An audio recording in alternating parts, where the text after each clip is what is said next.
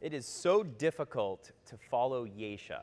I mean, my energy levels are going to need to be like 3 shots of espresso higher here, but I'll do the best that I can. So I'm Daniel Gorfine. I'm a co-founder of the Digital Dollar Project. And as such, I'm so thrilled to see all of you here for this conference. And I do want to specifically thank the Digital Dollar Project team under the leadership of Jen Lassiter and our partners at the Atlantic Council for all of the work that went into convening this conference. So what I'm going to do is give a little bit of a quick historical context as to why we created the Digital Dollar Project to help introduce the panel. And it's really set in a deep belief that new technologies can and will improve global payment systems. And these same technologies are going to impact how we transact in all types of financial assets and instruments, including money itself. So for that reason, our panel here is titled, How Can Technology Transform Money for the Better? And this is a question that we've posed, and I have an excellent set of panelists to help answer that question. So what I'm going to do is as I pose questions to each of you, please introduce yourself briefly. And what I want to do is talk first about the pace of technological change and how that is impacting payment systems. So Tim, I might start with you. You've been involved with both banks and central banks. How do you view this moment in time in terms of technological impact on payment systems? Well, thanks, Daniel.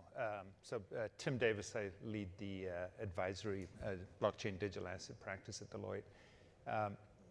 There is a tremendous amount of technology innovation happening right in the background. So as we're talking about CBDCs and payments innovation, it's not divorced from all the other innovation that's happening in the world.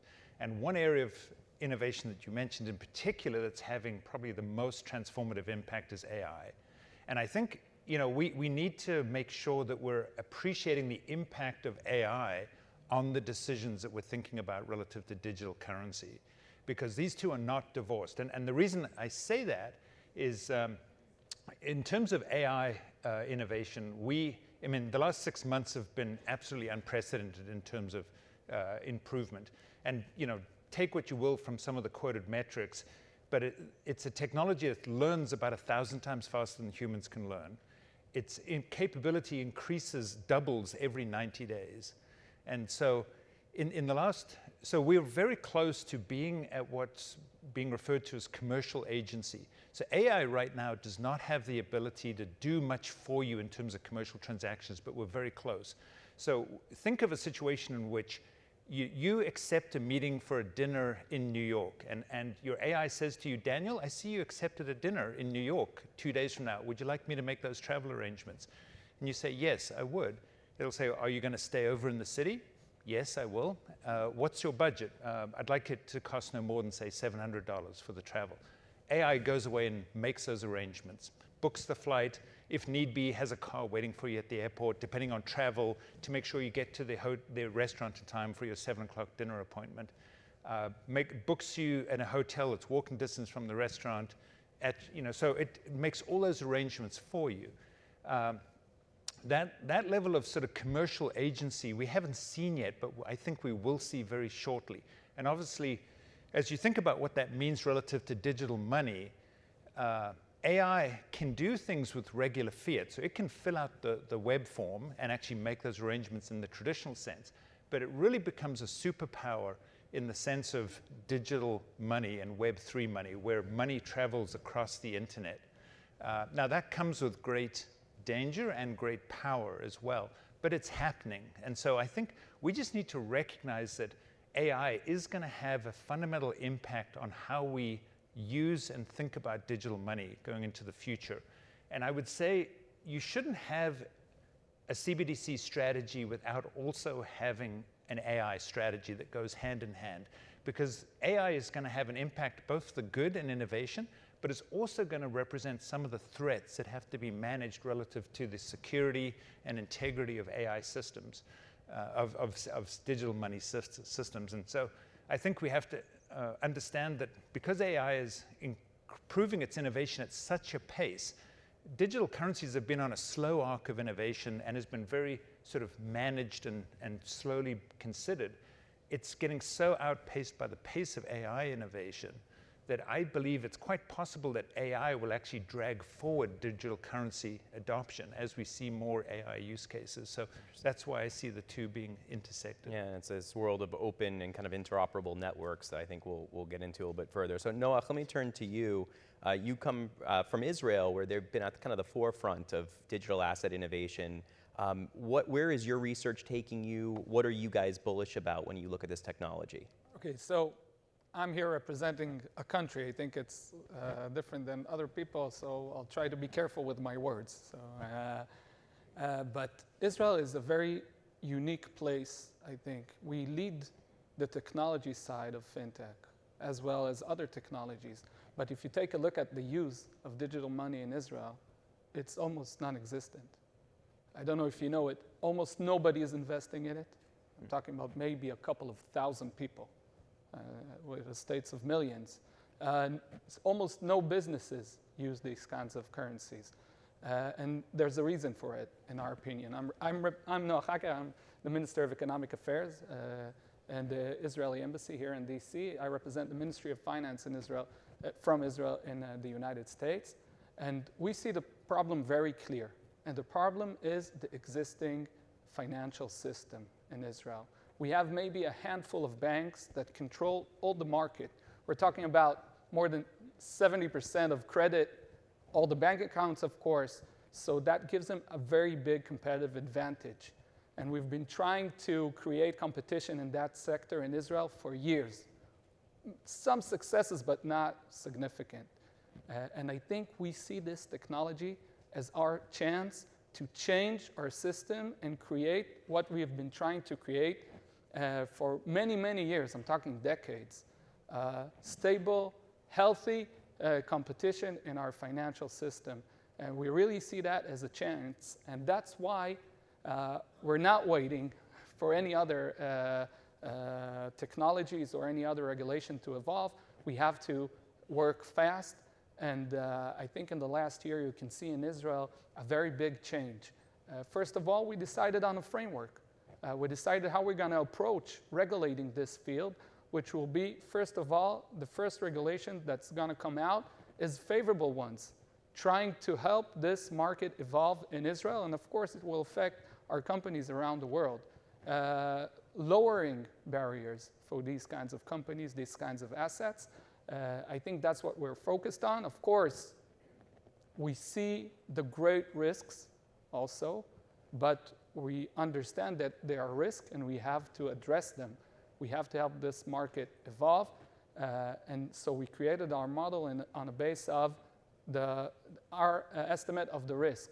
So for the beginning part, will be more competitive regulation, and it will be run by the Ministry of Finance, not the central bank. And then when we see some company or some platform reach a higher level of risk, then the regulator will change. But we haven't established the specific details of that. But that's the framework, and we're working towards that. We really see this as an opportunity to change our market for the better. Saema, let me come to you. You know, one of the use cases we hear about a lot with CBDC or digital assets is the cross-border payments and remittance space. You come from Remitly, a leading global provider of remittances. Talk to us about how that space has evolved based on technology over the last decade or so, and what are you doing with technology to already solve kind of real-world problems that you hear from your consumer or from your customers? Yeah, happy to. I'm the Executive Vice President for Legal and Risk at Remitly. And when we founded the company in 2011, our founder was really inspired by the inefficiencies in the cross-border remittance space. And to touch on a few, one, it was not particularly inclusive of the full range of people that were trying to send money. And as many of you may know, the vast majority of global remittances are sent through informal gray economy networks that are terrible for everyone.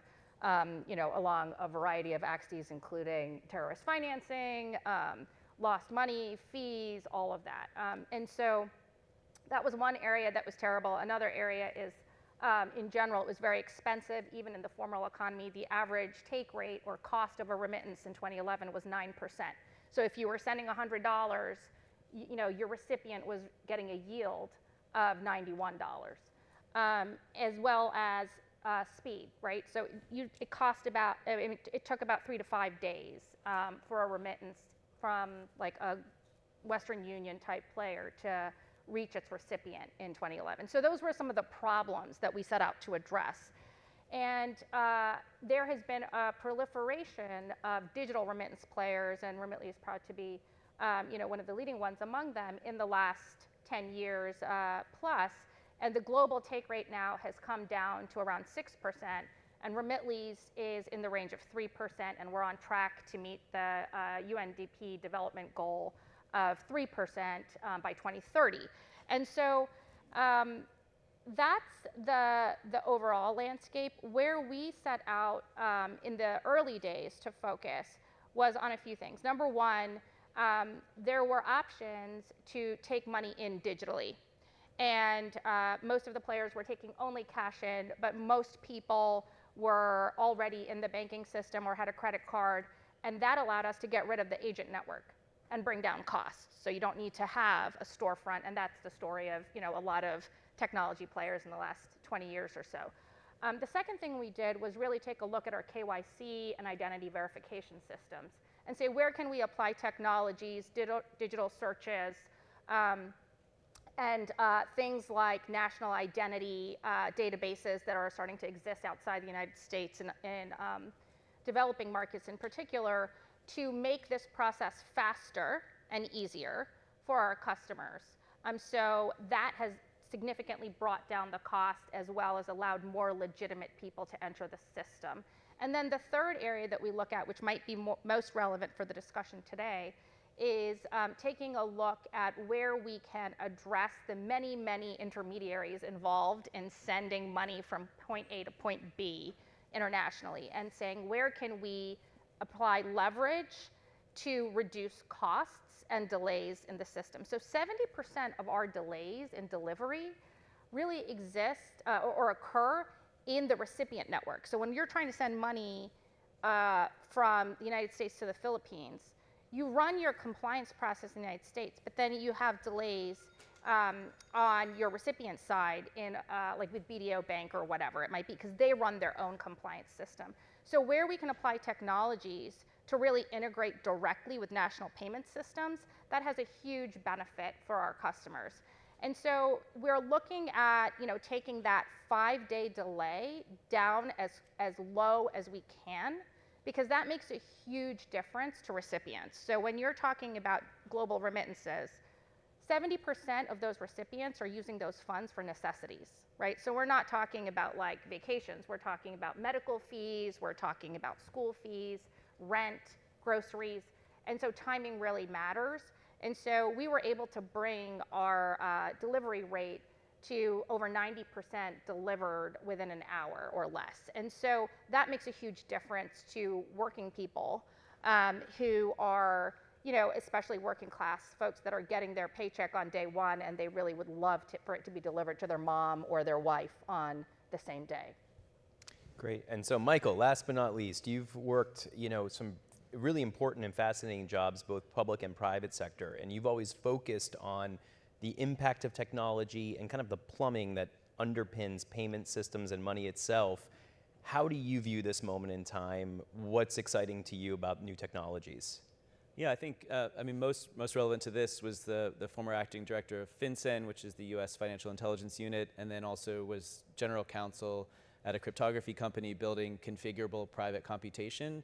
And I think what's most exciting is sort of the convergence of the mathematical optimizations of cryptography, but also the computational speed that is now far more democratized, that we all have a massive computer most of us in our pockets in some form, that allows basically what Saema is describing to happen.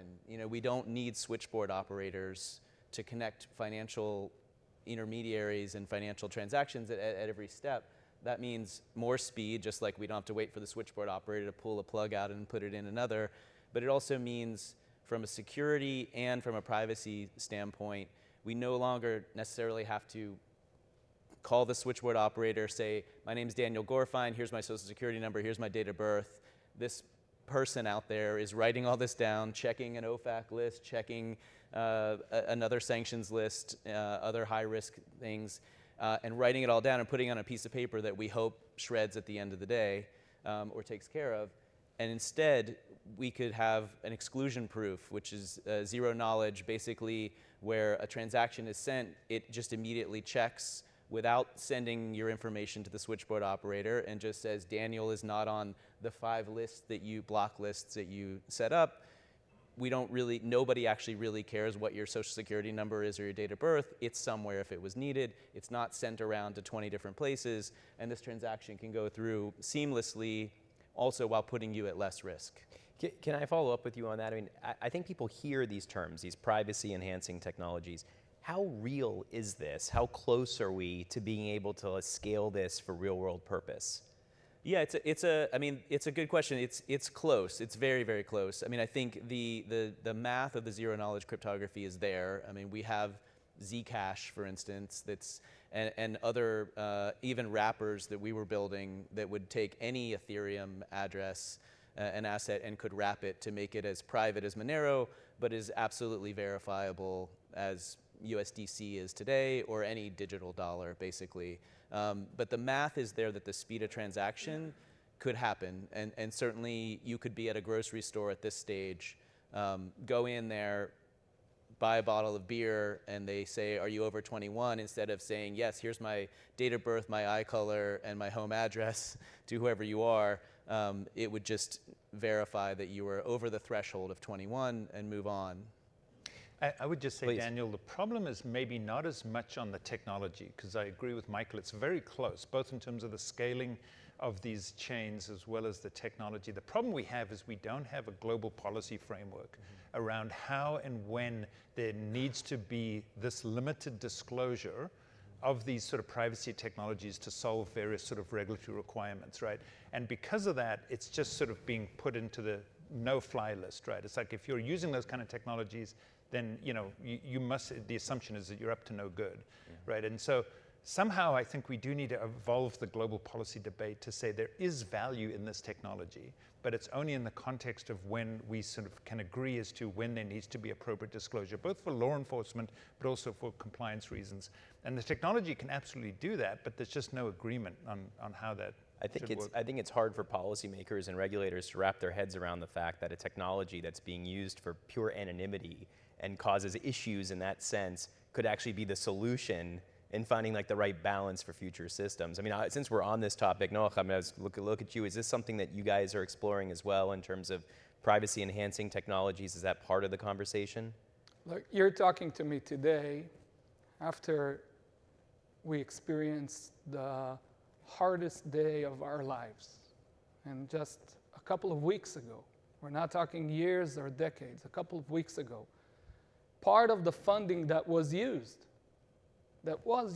for that horrific attack on our civilian communities just a couple of weeks ago was digital money coming from these platforms.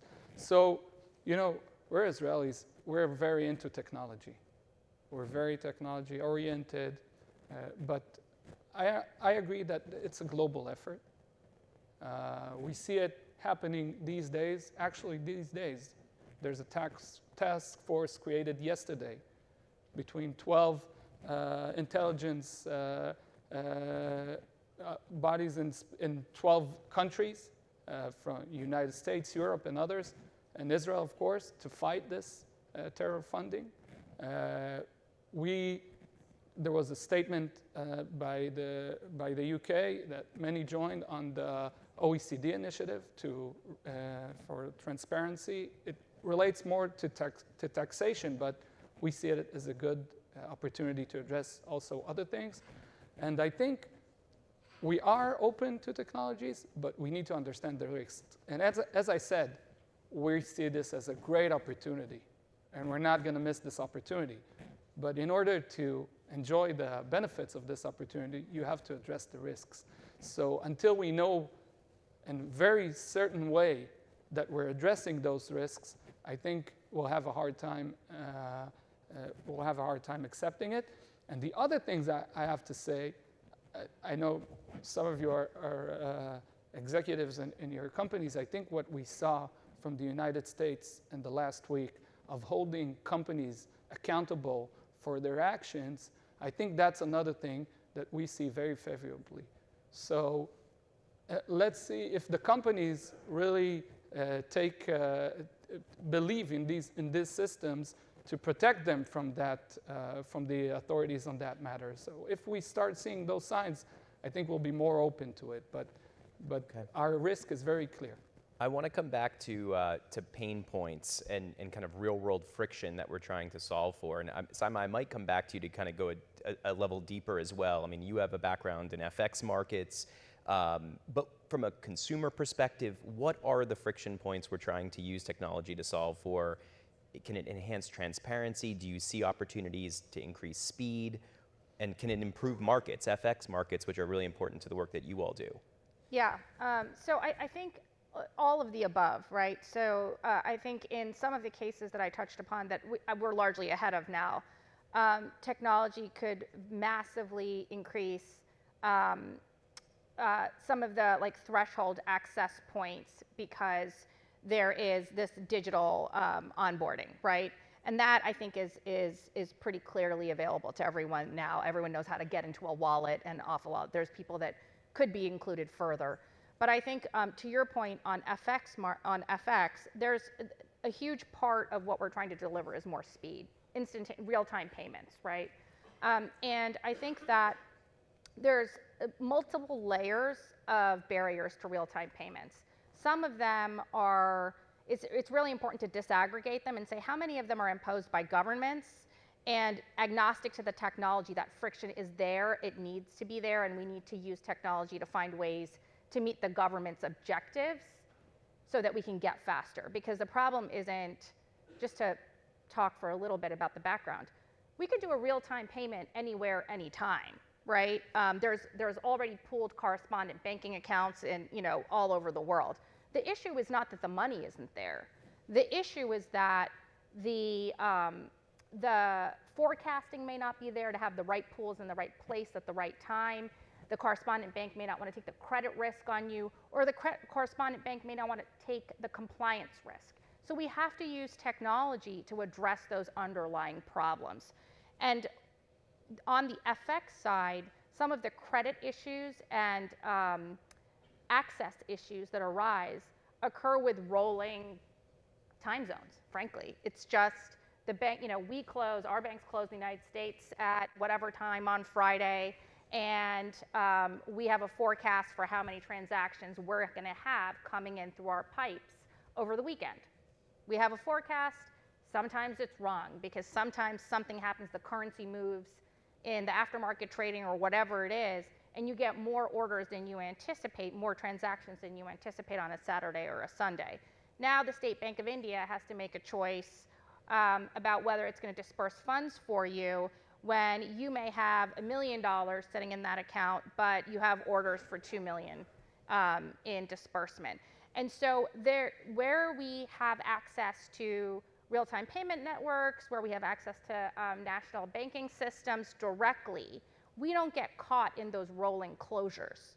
We can have real-time disbursement. Our forecasting doesn't need to be as accurate. It can be the transaction itself that drives the settlement. So that settlement closure, that closure of the settlement delays can have massive benefits for consumers getting their funds more quickly and accessibly. So that's really a huge area of focus for us.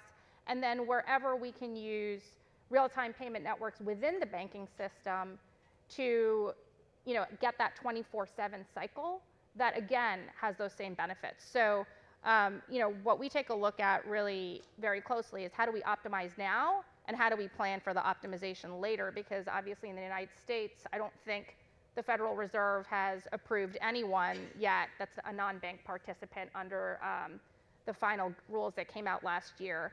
And in our distribution networks, there are still quite a few hurdles to that, although it's getting closer and closer. And one of the things that we would love to see is more international alignment on what are the qualification standards for those national payment system integrations for non-bank participants. It could have huge benefits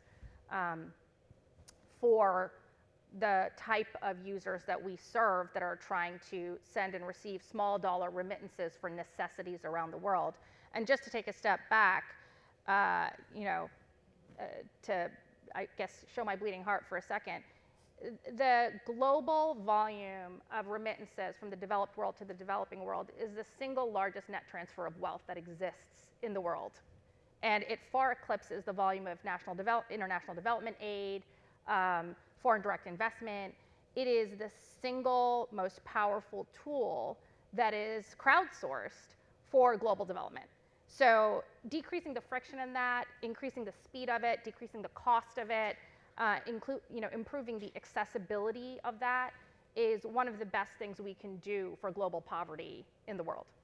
So I'm going to ask each of the participants to weigh in on this as well. I mean, Noach, maybe I'll start with you and then we'll work down the line. But when you think about pain points that CBDC may solve, potential stablecoins, digital assets, what are the pain points that you're focused on? Is it retail? Is it wholesale? I think, as we just heard, one of our biggest issues, Israel is a country with needs of a lot of investments, a lot. We're talking about a country that doubles itself in every 15, 20 years with our growth rate. And we struggle with those money transfers. We struggle, we see it, we hear it, I hear it here in the United States from many investors want to invest in Israel that struggle with the current banking system. So we see that as something essential that we have to achieve. As I said, we're looking at the opportunities. Other things, as I said, the great opportunity in Israel, it's even greater than the United States because here people know about it, people understand it, the system works, you have more use of these kinds of abilities. In Israel, we're very far behind. We're very ahead in the technology, but in the use in Israel, we're very behind because of our current banking system. And there's our antitrust authority just issued out a couple of months ago a report on how the current banking system is using claims to prevent terror financing and crime in order to prevent fintech companies from entering the market to compete. So I think we have, and we see it as a part of, not only in Israel, but many countries now struggle with the cost of living and inflation and things like that. This could have a real impact on cost of living in Israel. And I think that's the benefits we see. We're addressing the risk, but we can't let the risk prevent us from achieving the opportunities. So I think we're looking about lowering costs. We already see the current banking system using some blockchain technology, but it's not the same. We want the fintech companies in the competition, and again, it will higher investments in Israel and reduce costs and create growth and develop technology, new technology, not only for Israel, but for the entire world. Tim, let me come back to you on same question. With the work that you're doing with global central banks, what frictions are they trying to solve for? Are you hearing more on the retail side? Are you hearing it's more about wholesale application? Just to sort of step back, I think I recognize there is this fundamental competition going on between the innovation that Saema referred to with citizens desperately looking for cheaper, faster mechanisms and central banks trying to bring a level of sort of thoughtful control, right? And you've got citizens that are going to private money solutions to give themselves the solutions they're looking for that oftentimes maybe don't have the right set of regulatory oversight. So we're in this space where if central banks don't move fast enough, citizens will move faster to private money solutions with all the risks that creates relative to the singleness of money and the trust in the single sort of issuing entity, right? So I think we have to recognize we're in this competition. Just to kind of go back to, I think, what Saema was saying, one of the, from an enterprise standpoint, the huge amounts of money that are locked in various payment channels in the current financial system is huge. And so being able to bring money to more real-time movement increases the velocity of money, dramatically reduces the cost, so that the velocity of money plus the increased time, reduced time to settlement, there are definitely savings there for institutions. On the customer side, there's dramatic savings if you simply are just moving money from one digital wallet to another. The problem that a lot of consumers have is they may have some stablecoin sitting in a digital wallet, but then it's like, well, what do I do with it? I don't have any way to actually use it. I think if we see more adoption of private money in digital wallets, you will see more e-commerce solutions emerging in countries that take advantage of the money that is sitting in those wallets. So you will see more e-commerce providers saying, I will give you the option to use money in your Web3 wallet on my e-commerce site so that you can take advantage of those funds. Can I ask you, what rails do you see underpinning that system? Are these going to be open public blockchains? I mean, I heard reference to, the banks have blockchains, but these are permissioned blockchains. You're describing a very different world. Can we delve into that a little bit? Well, you're exactly right. And this is some of this competition where you see consumers moving to stablecoin systems that are based on permissionless blockchains, right? There are absolutely net new novel risks in those systems, right? And we do not yet have global standards that I think we absolutely need to sort of set how do we govern these permissionless systems? And what is the agreement on security, sort of a corporate governance, but governance over the acceptable distribution, the resilience, the stability of these permissionless systems. We do need that, right? But consumers are migrating to these solutions because it's giving them a solution here and now, right? And so the challenge for central banks and governments is to try and catch up and to agree to develop a global framework on how we set those standards so that we can see a transition and an eventual reconciliation. If we don't, we will see consumers migrating to solutions that are increasingly apart from where central banks want them to be and believe them to be. And then it becomes sort of a compliance nightmare where you're trying to ban those kind of solutions, and yet consumers are trying to do it sort of, and I think you've kind of nailed the premise of this conference, right? Which is that these rails can transact all types of instruments. They could be CBDCs, it could be stablecoins, could be cryptocurrencies, it could be other types of tokenized assets. But those standards need to apply to these new rails, these new systems across the board, right? Regardless of the asset that's being transacted. So Michael, let me come back to you, and we've talked a little bit about wallets, and I will go do a little bit of a deep dive into self-hosted wallets, which I don't know that folks really have wrapped their heads around, like the implications of things like self-hosted wallets. I mean, if we have tokens, which are digital bearer instruments, it allows me to send from my wallet to your wallet, but it's something that you could manage. How does that fit in a world where we worry about financial crime, terrorist financing, and does this kind of tie in as well to the privacy enhancing technologies that we're talking about? Yeah. You notice I asked like 5-part questions. Yeah, thank you. The problem. So one of those I'll be able to hit, I think. Pick your favorite. No, I think it's a really important question in part because like even just thinking about what is a wallet, it's a lot of different things, and I actually spent a lot of time in the last administration with Secretary Mnuchin discussing what is a wallet. It means a lot of different things to a lot of different people, and I think part of it is that, for better or worse, we brought people into Web3 and crypto using relatively financial concepts and terms because it's an immediate pain point, as we've all discussed, and it gets people in, and it's brought in like a tremendous amount of brain power of both economists and developers, engineers, and straight cryptographers that have made some incredible advances.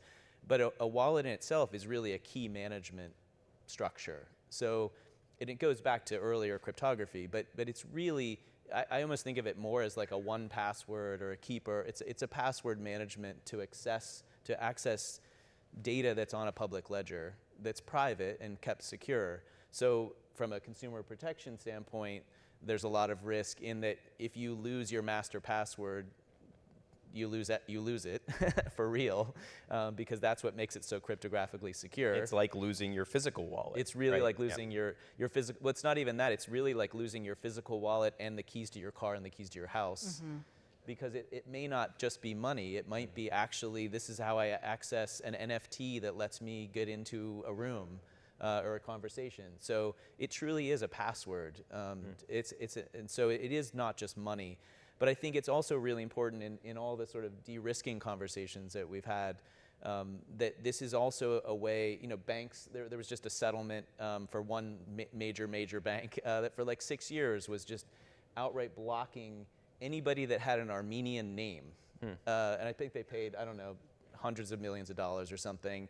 They just determined that was a risk, and that was it. And so if you're just, someone that escaped an Armenian tragedy and came here, you can't get a bank account. Or, you had one and suddenly you can't pay your mortgage because someone has made that decision.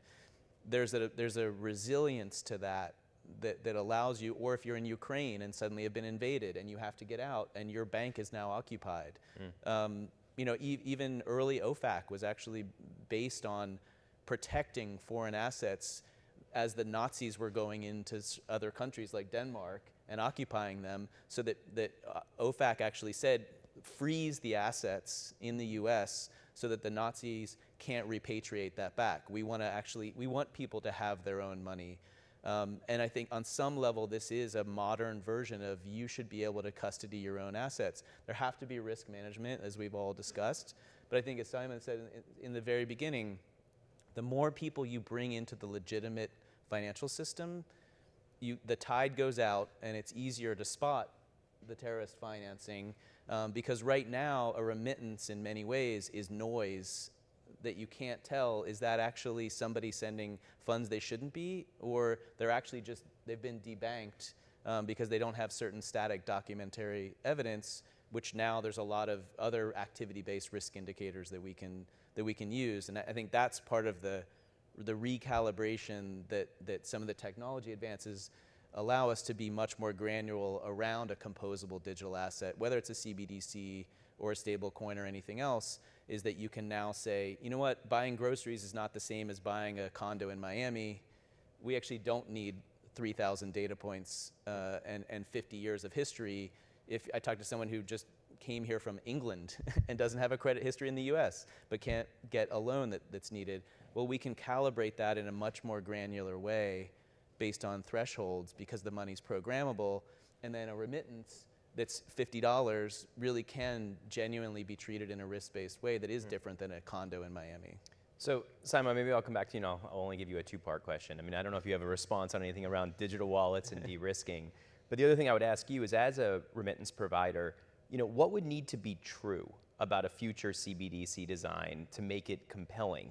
Because you're already using technology to solve a lot of the problems identified. What would need to be true about that design? Yeah, I think I have so many views on so much of what's been said. I saw you nodding pretty vehemently in agreement. Yeah, I'm trying to think about what I'm going to answer your question. What would need to be true about CBDCs before it's really meaningful for our customer? I mean, the first thing is merchants have to accept it. Merchants have to accept it. So a lot of conversations around tokenized payments or digital payments say that they will be, they are significantly less expensive. And what we found for our customers, and we actually have experimented with using some crypto to move funds. What we found is for our customers, it's actually not cheaper, because they have to convert it from fiat into crypto to use it, and then they have to take it from crypto back down into fiat to use it, on the recipient side, right? And so until that friction is eliminated, until people are carrying crypto in large amounts or other forms of digital payments, or currency rather, in a wallet, and then their recipient can actually use that currency at the local bodega, at their school, to pay fees, to pay rent to their landlord, the net cost is actually higher, because that conversion adds a step. And just the simple math, and I am not capable of overly complex things, so I boil everything down to a simple, framework I can understand. The more steps you have, the more cost you're going to have, because everybody needs to get paid. Yep. And so, Noach, let me, Tim, did you have something? Well, I was just going to, in this age of the empowered consumer, the one thing that has to be true, really for private money and public money solutions, is a level of trust. Right, and there is some distrust in private money solutions, but it's just better than the alternative. But this is true for central banks as well. Is the citizenry has got some range of level of trust in the central bank based on the existing fiat that they're offered and how much it inflates, how much it can be trusted. And so simply by tokenizing that, you're still operating in this regime of the level of trust that the citizen has with the central bank. Now, just because it's a tokenized version of fiat, you may actually then have to compound additional considerations like, well, how private is my data? Is the central bank of the government going to use this in ways that are adverse to my interests, right? So you've got additional trust weights.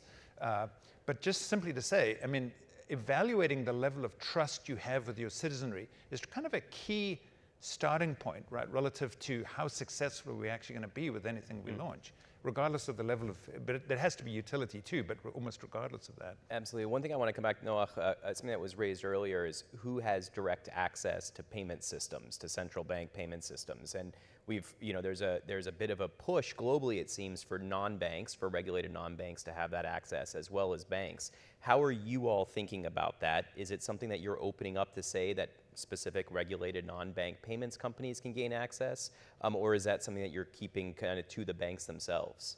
So first of all, you're going to have here tomorrow a representative of the central bank in Israel, and he's going to give you a different answer than me.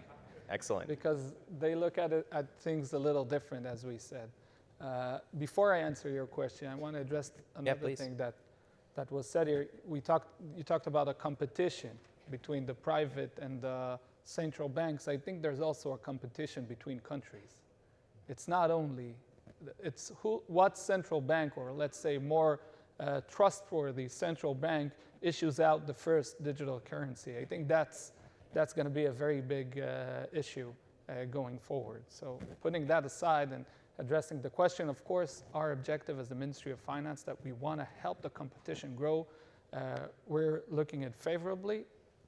The central bank sees things different. I think our regulatory framework that when we do decide on what is the risk level that transfers the company or the platform from competition regulation to stable regulation, I think when we establish that, it will be easier. But for now, we're a little divided in our answers. All right, I'm being told I have to get us back on track time-wise, but I'd be remiss if I didn't do my famous or infamous lightning round.